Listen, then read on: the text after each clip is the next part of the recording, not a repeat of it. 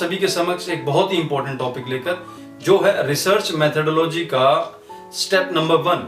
Step number 1 है formulation of research problem. अब दोस्तों, फॉर्मुलेशन ऑफ रिसर्च प्रॉब्लम के अंदर बेसिकली 4 सब टॉपिक्स आते हैं और आज हम सबसे पहले सब टॉपिक का जिक्र करेंगे, जो है रिव्यू ऑफ लिटरेचर या लिटरेचर रिव्यू। तो दोस्तों चलते हैं हम आज के अपने टॉपिक पर, जो कि रिसर्च मेथोडोलॉजी का हमारा 5वां लेक्चर है। तो दोस्तों ये है हमारा स्टेप नंबर 1 रिसर्च प्रोसेस का, जो कि है फॉर्मुलेशन ऑफ रिसर्च प्रॉब्लम। दोस्तों, फॉर्मुलेशन ऑफ रिसर्च प्रॉब्लम के अंदर बेसिकली 4 चैप्टर शामिल हैं, जिनमें सबसे पहला चैप्टर है लिटरेचर रिव्यू करना, मतलब साहित्य की समीक्षा करना। साहित्य की समीक्षा या लिटरेचर रिव्यू से हमारा मतलब है कि आज के वर्तमान समय में हमारे रिसर्च प्रॉब्लम से संबंधित जो भी ज्ञान उपलब्ध है उसकी समीक्षा करना, ताकि हमें यह पता चल सके कि हमारे टॉपिक के संबंध में कितनी डेवलपमेंट हो चुकी है, तथा अभी तक जो भी ज्ञान या जो भी नॉलेज हमारे रिसर्च टॉपिक पर बढ़ी है उसमें किस तरह से हम कंट्रीब्यूट कर सकते हैं, या फिर उसमें किस तरह की कमियां या गैप्स मौजूद हैं और हम उनको कैसे दूर कर सकते हैं। तो दोस्तों बेसिकली जो रिव्यूइंग द लिटरेचर होता है उसके कुछ फंक्शंस होते हैं। अगर हम बात करें फंक्शंस की, तो मुख्यतः लिटरेचर रिव्यू के ये 4 फंक्शंस होते हैं। पहला है it brings more clarity and focus to your research problem. जो हमारी रिसर्च प्रॉब्लम है, लिटरेचर रिव्यू उसको ज्यादा रिफाइन करता है, क्योंकि हमें पता चलता है कि एग्जिस्टिंग नॉलेज क्या कहती है और कहाँ गैप्स हैं।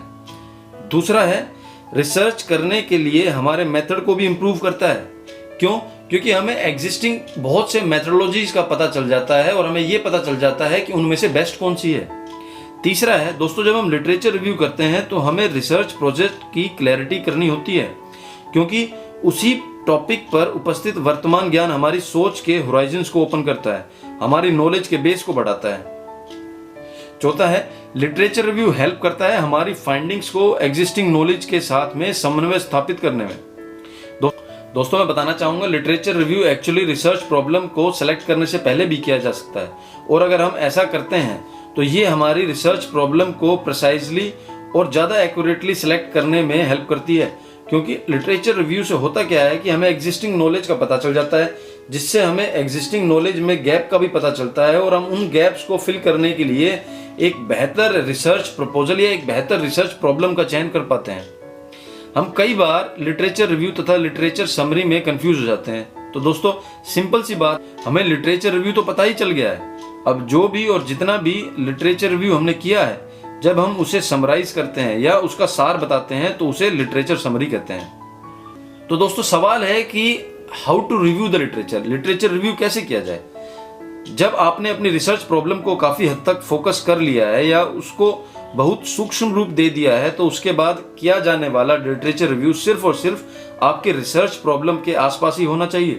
बिना किसी आइडिया के या बिना किसी टॉपिक के सिलेक्शन पर की जाने वाली रिसर्च बहुत ही ज्यादा डेंजरस होती है, क्योंकि जब हमें पता ही नहीं है कि हम करना क्या चाहते हैं, तो हम जो भी पढ़ते हैं उससे हमारा माइंड कंडीशनड हो जाता है और वही सोचता है जो हम पढ़ते हैं, और उसी हिसाब से हम अपनी स्टडी और मेथोडोलॉजी का भी चयन कर लेते हैं। परिणाम स्वरूप एक ऐसी रिसर्च प्रॉब्लम या ऐसी रिसर्च मेथोडोलॉजी का चयन करते हैं जो कि बहुत ही कम इनोवेटिव है, या जो कहें कि हमारे कंडीशनड माइंड के आधार पर सेलेक्ट की गई है। लिटरेचर रिव्यू इस तरह करनी चाहिए कि ये हमें निम्नलिखित क्वेश्चनों के आंसर करें, जैसे हमारी एरिया ऑफ स्टडी में पहले ही क्या चीजें नोन है, हमारी जो एरिया ऑफ स्टडी है उसमें क्या क्या चीजें अननोन है, वर्तमान ज्ञान में किस किस चीज की कमी है, वो कौन कौन से सवाल है जिनका अभी तक कोई जवाब नहीं ढूंढा गया है, आगे के अनुसंधान के लिए कौन कौन से सुझाव दिए गए हैं, या दूसरे अनुसंधानकर्ताओं द्वारा अपनाई गई स्ट्रेटेजीज का ब्यौरा।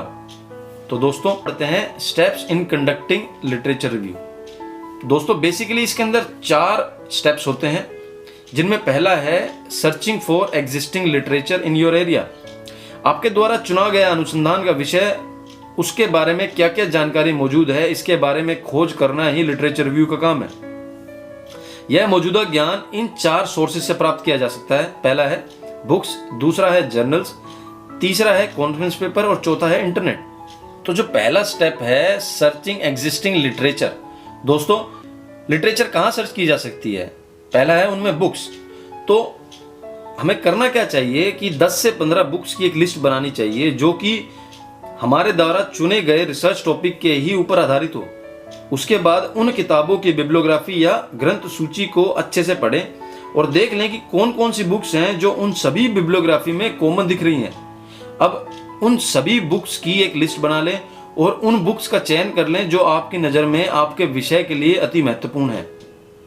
तो दोस्तों, इस तरह से हम बुक्स में अपने एग्जिस्टिंग लिटरेचर को सर्च करते हैं। तो दोस्तों, दूसरा है जर्नल्स।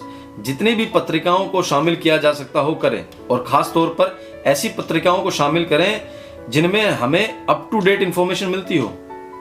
तीसरा है कॉन्फ्रेंस पेपर। कॉन्फ्रेंसेज या सम्मेलन में प्रस्तुत किए गए लेखों की प्रतियां भी बहुत लाभदायक होती हैं। लिटरेचर रिव्यू करने में ये हमारी बहुत हेल्प करती हैं। तो दोस्तों, हमारा चौथा ऑप्शन है इंटरनेट। हमें इस चीज का भी खास ख्याल रखना चाहिए कि यूजीसी द्वारा सपोर्ट की गई कौन कौन सी वेबसाइट्स हैं, या वो कौन कौन सी वेबसाइट्स हैं जिनको यूजीसी विश्वसनीय सोर्स में नहीं रखता है। हमारे लिटरेचर रिव्यू का तीसरा स्टेप है सैद्धांतिक ढांचे का निर्माण करना या डेवलपिंग ए थ्योरेटिकल फ्रेमवर्क। कई बार लिटरेचर रिव्यू एक अत्यंत जटिल तथा कभी ना खत्म होने वाली प्रक्रिया बन जाती है। तो हमें सेट पैरामीटर्स या थीम पर लिटरेचर रिव्यू करनी चाहिए जो कि हमारी रिसर्च प्रॉब्लम से संबंधित है। यह थ्योरेटिकल फ्रेमवर्क या सैद्धांतिक ढांचा कहलाता है। यही थ्योरेटिकल फ्रेमवर्क हमारे लिए एक गाइड का काम करता है। थ्योरेटिकल फ्रेमवर्क का अपवाद या पैराडॉक्स यह कहता है कि हम जब तक थ्योरेटिकल फ्रेमवर्क नहीं बना सकते जब तक कि हमने लिटरेचर रिव्यू नहीं किया हो, या फिर इसके उल्टा, हम जब तक लिटरेचर रिव्यू नहीं कर सकते कि जब तक हमने थ्योरेटिकल फ्रेमवर्क ना बनाया हो। तो इसका एक आसान सा समाधान यह है कि हमें कुछ लिटरेचर रिव्यू के बाद थ्योरेटिकल फ्रेमवर्क डेवलप करना चाहिए और उसी के आधार पर फिर हमें आगे लिटरेचर रिव्यू करना चाहिए। हमारा चौथा स्टेप है डेवलपिंग ए कॉन्सेप्चुअल फ्रेमवर्क या वैचारिक ढांचे का निर्माण करना। जो ये वैचारिक ढांचा या कॉन्सेप्चुअल फ्रेमवर्क होता है, यह हमारी रिसर्च प्रॉब्लम का आधार होता है। बेसिकली ये हमारे सैद्धांतिक ढांचे या थ्योरेटिकल फ्रेमवर्क से शुरू होता है तथा उन भागों पर फोकस करता है जो कि हमारी रिसर्च स्टडी के आधार पर बनते हैं। तो दोस्तों, चलते हैं अपने चौथे स्टेप की तरफ, डेवलपिंग ए कॉन्सेप्चुअल फ्रेमवर्क या वैचारिक ढांचे का निर्माण करना। जो ये वैचारिक ढांचा या कॉन्सेप्चुअल फ्रेमवर्क होता है, यह हमारी रिसर्च प्रॉब्लम का आधार होता है। माना रिसर्च प्रॉब्लम इसी आधार पर सेलेक्ट की जाती है, पर यह कैसे सेलेक्ट किया जाता है ये जानना बहुत आवश्यक है। बेसिकली ये हमारे सैद्धांतिक ढांचे या थ्योरेटिकल फ्रेमवर्क से ही शुरू होता है तथा उन भागों पर फोकस करता है जो कि हमारी रिसर्च डिजाइन या रिसर्च स्टडी के आधार पर बनते हैं। तो दोस्तों, ये थे हमारे 4 स्टेप्स लिटरेचर रिव्यू करने के। अब इंपॉर्टेंट है जो भी हमने लिटरेचर रिव्यू किया है उसको हम राइट डाउन करें।